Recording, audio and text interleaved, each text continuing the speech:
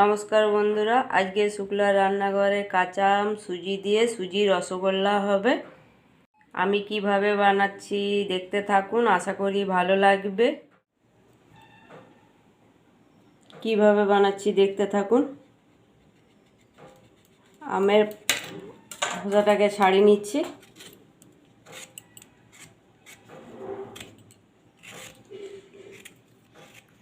আমি খোসাটাকে ছাড়িয়ে নিলাম। এবারে ছোট ছোট করে টুকরো টুকরো করে কেটে নেব।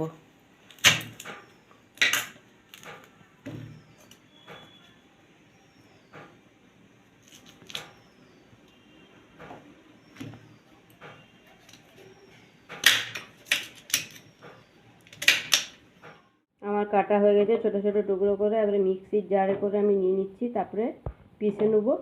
আপনারা চাইলে গ্রেটারে করে গ্রেটও করে নিতে পারেন। আর অল্প একটু জল দিয়ে দিচ্ছি। আমার পেস্ট করা হয়ে গেছে। কড়াই চাপিয়ে দিচ্ছি, কড়াই গরম হয়ে গেছে। কড়াইয়ের মধ্যে আমি একটু ঘি দিয়ে দিচ্ছি। এবারে দিয়ে দিচ্ছি সুজিটা। আমি 1 কাপ সুজি দিচ্ছি। সুজিটাকে হালকা করে ভেজে নেব, সুজির কাঁচা গন্ধটা যাওয়ার জন্যে। আমার সুজির কাঁচা গন্ধটা চলে গেছে। সুজিটার থেকে বেশ একটা গন্ধ ছাড়ছে। আমি 1 কাপ সুজির জন্য 2 কাপ দুধ দিয়ে দিলাম।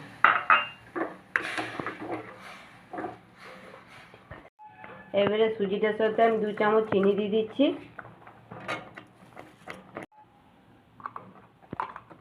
আর আমের যা পেস্টটা করে রেখেছিলাম, আমের পেস্টটা দিয়ে দিচ্ছি এখানে 2 চামচের মতো।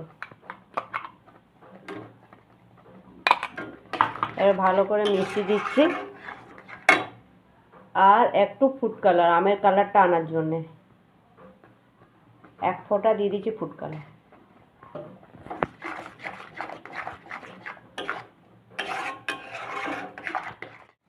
আমার কড়াই থেকে ছেড়ে দিচ্ছে। এবারে আস্তে আস্তে শক্ত ডোয়ে একটা পরিণত হচ্ছে। এইবারে আমি এটাকে নামিয়ে দেবো।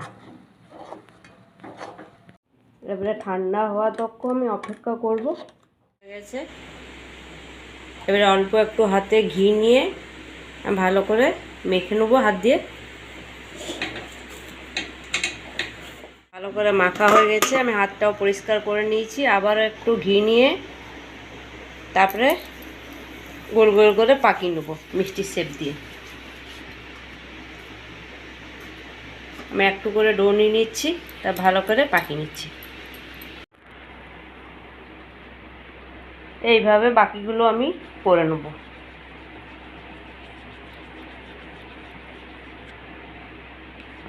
এইভাবে পাকাতে হবে যেন ফাটা না দাগ থাকে কোনো।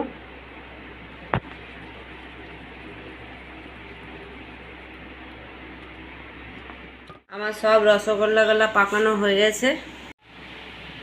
এবারে যে মিষ্টির রসটা করব, কড়াই চাপিয়ে দিয়েছি। রসটা করার জন্য আমি চিনি দিয়ে দিচ্ছি। 1 কাপ চিনি দিয়ে দিলাম। 1 কাপ চিনির সাথে আমি 2 কাপ জল দিয়ে দিচ্ছি।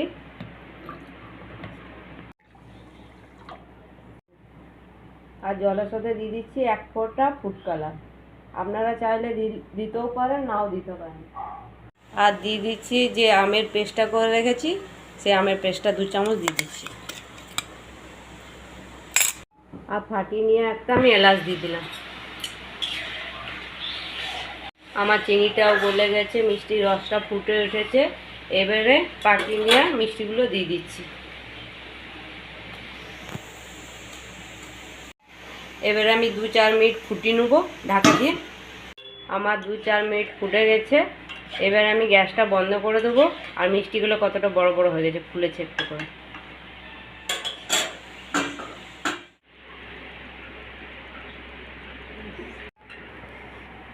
আমি একটা কেটে দেখাচ্ছি কত নরম হয়েছে।